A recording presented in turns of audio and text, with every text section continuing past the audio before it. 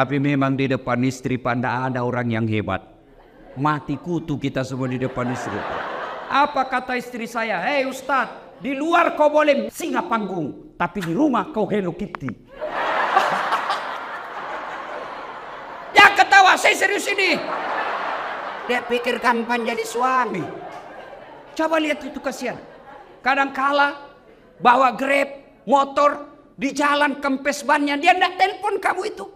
Kenapa? Cukup saya yang menderita, tidak perlu istri saya tahu. Itu di dunia, di akhirat lagi dicari tuh suaminya. Kalau ibunya masuk neraka, ada 4 laki-laki yang melindungi. Sebelum diperiksa amalnya istri, sebelum diperiksa amalnya ini istri, ada 4 laki-laki yang tanggung ibu-ibu nih. 1 bapakmu, 2 saudara laki-lakimu, 3 suamimu, 4 anak laki-lakimu. Kami laki-laki tidak ada yang tanggung. Makanya jangan suka ngomel.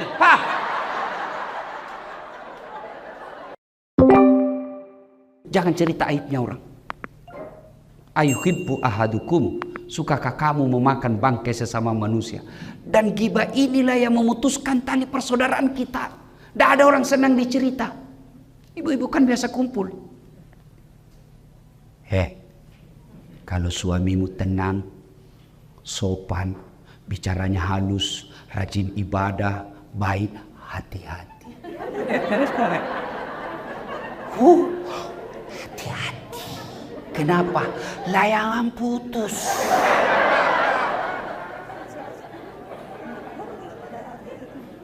Berhenti.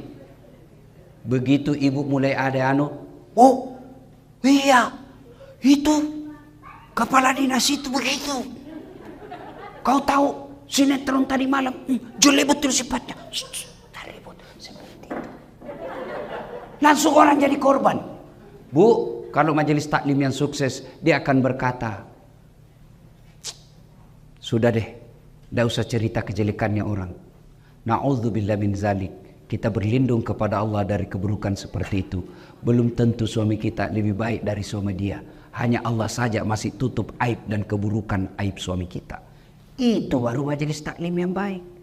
Ini tidak, biar bukan urusannya mau dicampuri.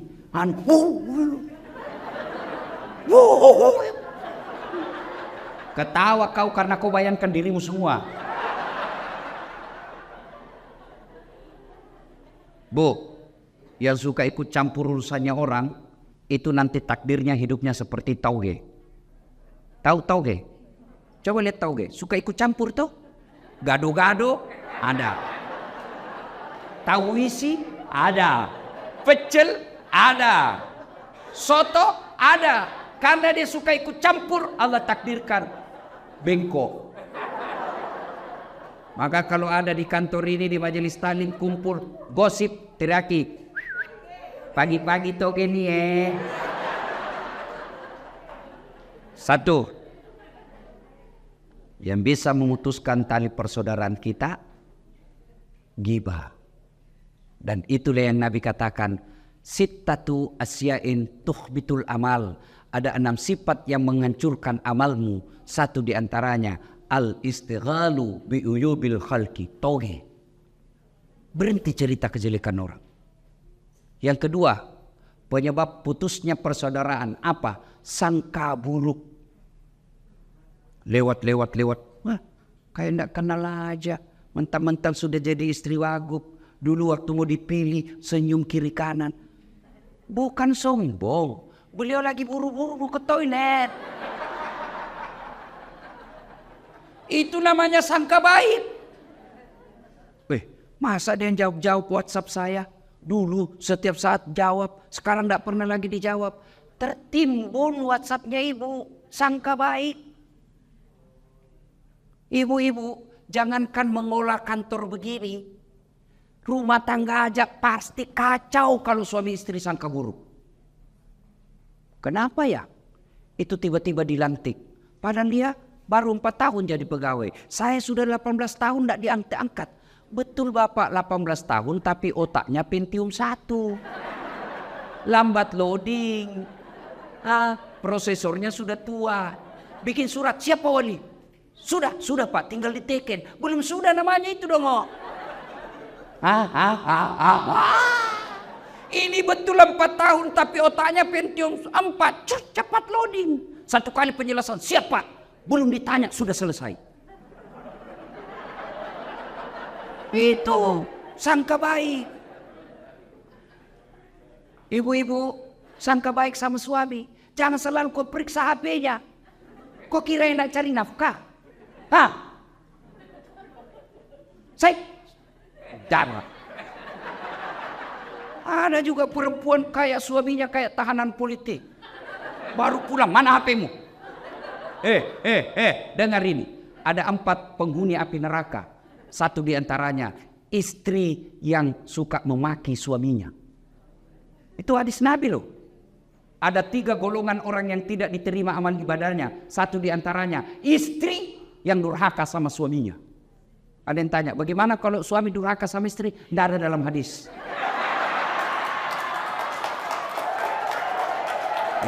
Coba lihat kelakuannya nih ibu-ibu. Ustadznya aja ada mau komplain. Bu. Kira kapan jadi suami bu? Coba lihat suami kita. Di kantor dimaki-maki sama wali kotanya. Siap. Di warung kopi dikejar tagihan. Sampai lagi di rumah dimaki-maki lagi sama istrinya. Goblok, kenapa kau tidak lawan? Apa mau dilawan? Nah, dia wali kota. Jangan ketawa, saya serius ini. Dia pikir enak jadi suami. Bu. Bu. Itu suami bu. Ibu ditanggung dunia sampai akhirat. Ibu pikir suami tidak malu kalau ibu pulang lebaran tidak punya baju baru, tidak pakai cincin. Malu kami sebagai suami. Malu harga diri kami sebagai suami. Istri tahun lalu itu juga baju lebarannya. Pulang kampung masih ini, malu kita sebagai suami bu. Ibu pernah tidak malu kalau suamimu tidak pakai baju baru? Tidak pernah. Jangan ketawa, saya serius ini. Dia pikir kapan jadi suami. Coba lihat itu kasihan. Kadangkala bawa Grab, motor, di jalan kempes bannya. Dia tidak telepon kamu itu. Kenapa? Cukup saya yang menderita. Tidak perlu istri saya tahu. Itu di dunia. Di akhirat lagi dicari tuh suaminya. Kalau ibunya masuk neraka, ada 4 laki-laki yang melindungi. Sebelum diperiksa amalnya istri, sebelum diperiksa amalnya ini istri, ada 4 laki-laki yang tanggung ibu-ibu nih. 1 bapakmu, 2 saudara laki-lakimu, 3 suamimu, 4 anak laki-lakimu. Kami laki-laki tidak ada yang tanggung. Makanya jangan suka ngomel. Biar HP selalu diperiksa. Bagaimana suamimu tidak bikin nama palsu?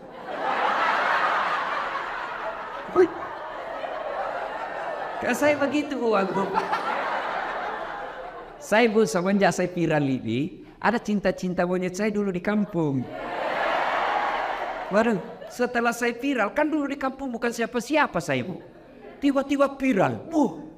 Dia telepon saya sekarang. Saya mau blokir. Dah enak nanti dibilang saya sombong satu kampung. Saya mau terima. Perasaannya istriku, mamanya cek bagaimana kasihan. Akhirnya ku ganti namanya.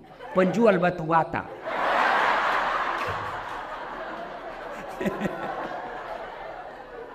Suatu ketika saya lagi nonton sepak bola. Tiba-tiba bunyi telepon. Istriku berteriak mamanya cek. Ustaz, penjual batu bata. Mati saya. Terpaksa. Saya tidak boleh panik. Kalau panik ketahuan. Santai aja. Jangan sayang, tidak usah kuangkat. Tagihan itu. Perempuan kapan takut kalau bicara tagihan? Aman saya pak. Suatu ketika saya pulang ceramah. Hauslah saya. Mau minum teh.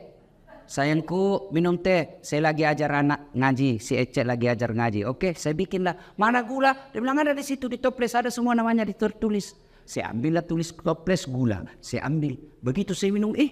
Kenapa asin? Saya pergi lihat. Isinya garam. Saya pergi komplain sama istriku. Ini kok tulis gula baru isinya garam. Dia bilang HP-mu juga lain kau tulis lain isinya.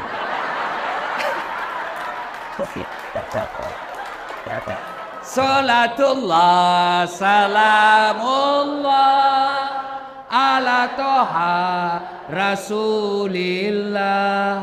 Salatullah salamullah ala yasin. Alhamdulillah. Jadi jangan sangka buruk. Masa suami yang carikan nafkah, yang belikan baju, yang nyicilkan mobil, yang nyicilkan rumah, masa ibu curigai terus?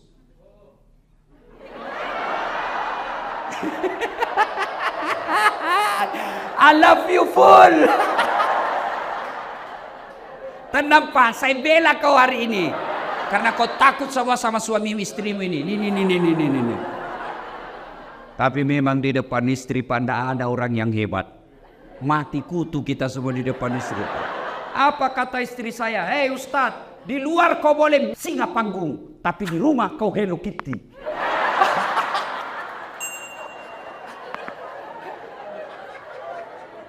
Bu, telepon suami. Kok tidak dijawab? Oh, suamiku lagi sholat duha. Tenang perasaan. Telepon lagi jam 12. Kok belum dijawab? Oh, berarti lagi sholat berjamaah. Tenang perasaan. Telepon jam 2. Belum dijawab. Oh, berarti suamiku lagi meeting sama wali kota. Telepon lagi. Tidak dijawab. Oh, mungkin HP-nya dilupa di mobil. Tiba-tiba masuk WhatsApp. Saya lihat suamimu bonceng cewek cantik betul. Oh, berarti suamiku lagi nge-grab. Tenang perasaan. Iya tuh Bu. Bu. Hei. Apa enaknya sangka buruk sama suami? Sebutkan. Apa? Capek. Apa enaknya sangka buruk? Stres. Kalau kau sangka buruk, apa yang kau dapat? Sengsara kan? Coba kalau sangka baik. Kenapa? Dosanya dia, ibu tidak tanggung. Dia selingkuh, tidak ada urusan. Saya tidak tahan Ustaz. Bukan dengan mempermalukannya di medsos. Tak kusangka kau begitu. Andai ku tahu begini, aku tidak menerima lamaranmu. Apalagi tidak, Nasoduk punya anak 2. Maka lebih baik apa? Kau tanggung dosamu. Kau berbuat di luar Pak, kamu yang tanggung. Beda kami laki-laki. Kalau istri keluar tidak izin, kami laki-laki tanggung dosanya. Kalau istri tidak pakai jilbab, kami suami yang menanggung dosanya. Kalau istri tidak sholat, kami suami yang tanggung dosanya. Itulah makna ayat ku anfusakum wa ahlikum nar. Makanya ibu tenang deh, jangan sangka buruk. Orang yang selalu sangka buruk memutuskan tali persaudaraan. Panjang mau dicerita, tapi waktu yang terbatas. 2. Sedekah. Bu, pernah lihat orang diantar ke kubur? Pernah? 3 yang mengantarnya kata Nabi. 1. Keluarga. Bu, ibu meninggal, jangan pikir suami mau masuk dalam kubur. Meskipun waktu ibu remaja dia gombal, gunung kan kudaki, lautan ku seberangi, masjid kau lewati. Begitu ibu meninggal, jangan pikir suami mau masuk menemani ibu di kubur. Enggak. Ada kawan saya naik haji 2012, 2016. Begitu meninggal istrinya baru-baru bengkak matanya Pak.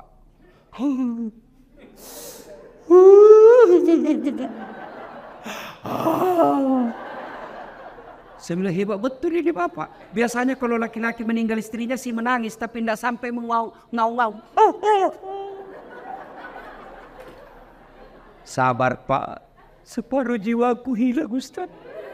Rasanya tidak bisa kulanjutkan hidupku. Sabar Pak, innalillahi. Belum setengah tahun Bu. Saya pergi jogging, tahu kan lapangan Karebosi di Makassar. Saya lagi jogging, ketemu saya sama itu teman saya.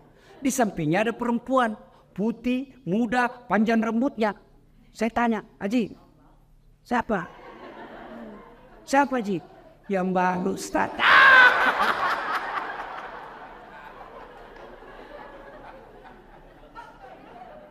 Yang kedua mengantar ibu ketika meninggal. Apa ibu? Harta. Harta pun kembali. Seluruh mobil keluar, motor keluar. Begitu masuk ibu, jangan pikir ada harta masuk dalam kecuali kain kafan. Parfum.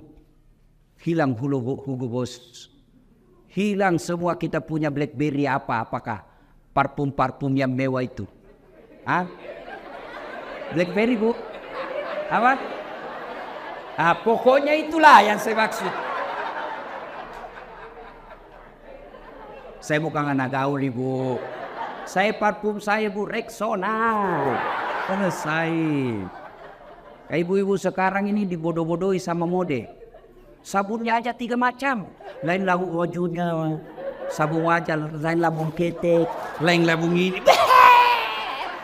Kasih setengah mati suami cari uang. Saya sabun colek. Selesai. Ya. Yang ketiga mengantar kita amal. Masuklah kita ke kubur. Begitu masuk kubur, bu, jangan pikir akan kembali lagi. Pegawai wali kota tidak disenang sama wali kota, tidak disenang sama gubernur, masih ada pilihan. Ada, tunggu sampai selesai jabatannya. Tidak disenang sama wali kota, tunggu sampai dimutasi, selesai urusan. Tidak mutasi Ustaz, masih ada pilihan. Apa? Pensiun dini, selesai.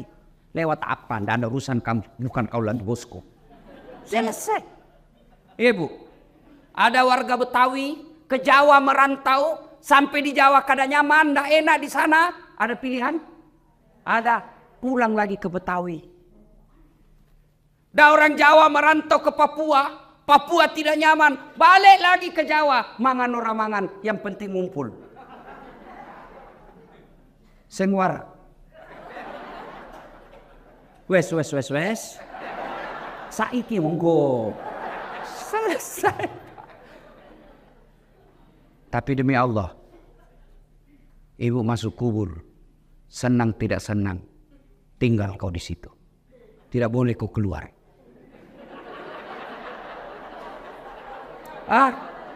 Ternyata sudah masuk kubur. Tidak nyaman, keluar dulu deh. Ibu pun kalau keluar lari satu komplek. Tidak ada yang mau dekat sama ibu. Ketika sudah masuk dalam kubur, 3 aja yang bisa menolongmu kata Nabi. Satu di antaranya sedekahun jariyah. Sedekah. Mohon maaf. Matur nuhun. Ini bu, jinji. Yang di depan ini yang banyak emas berliannya. Tuh saya lihat cincin-cincinnya ibu. Jam tangannya ibu Agung. Kalau meninggal siapa yang pakai perhiasan ibu? Anak. Bukan. Istri kedua. Ia pasti kawin lagi lah suamimu. Dia dengarlah ceramah saya, ini istriku, mamanya cek di rumah. Ustadz, itu saya dengar ceramah. Kalau meninggal kawin lagi. Jadi kalau saya meninggal Ustadz kawin lagi. Saya bilang di sini kau sayangku. Ku peluk dia sambil ku jelaskan. Ku dengar baik-baik sayangku ya. Engkau permata hatiku. Jangankan kau mati. Kau masih hidup saja saya selalu berpikir kawin lagi. Apalagi kalau kau sudah mati. Daripada ibu-ibu itu emas berlian.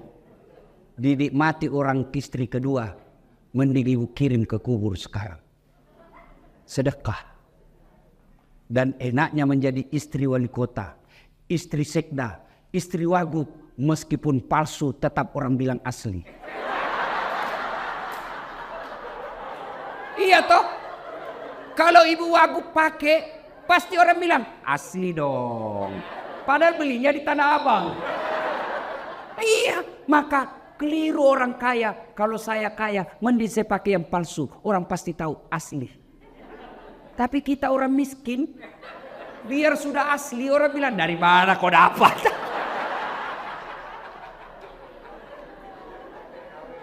Ibu, Woi, ibu suami mulai lain-lain. Mulai ibu curiga. Kenapa ya ini suami saya? Selama ini tidak pernah pakai parfum. Setiap mau keluar sekarang cari parfum. Kalau tidak ada parfum dia cari pengharum ruangan. Itu 50% ibu wajib curigai. Kenapa ya? Setiap terima SMS selalu masuk toilet. 70% itu ada masalah. Daripada ibu curhat di medsos. Cerita ke tetangga. Cerita ke majelis taklim. Cerita ke ibu PKK. Mereka demi Allah tidak mampu menyelesaikan masalah. Lebih curhat kepada Allah. Doa namanya dalam sholat hajat. Ibu menangis di hadapan Allah. Tapi saya tidak tahu baca doanya Ustaz. Doa bukan membaca. Doa bukan menghafal. Doa itu curhat. Bahasa Arab bukan. Bahasa Belanda boleh. Bahasa Betawi silakan. Bahasa Inggris kalau kau tahu. Bahkan boleh pakai bahasa isyarat.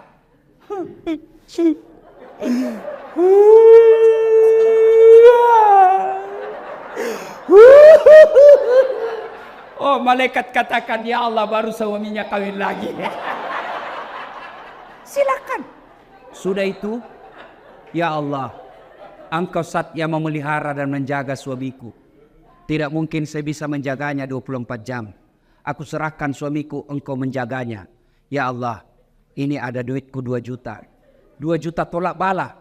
Mudah-mudahan 2 juta ini suamiku terhindar dari wanita jahat. Bismillah, bawa ke panti asuhan besok.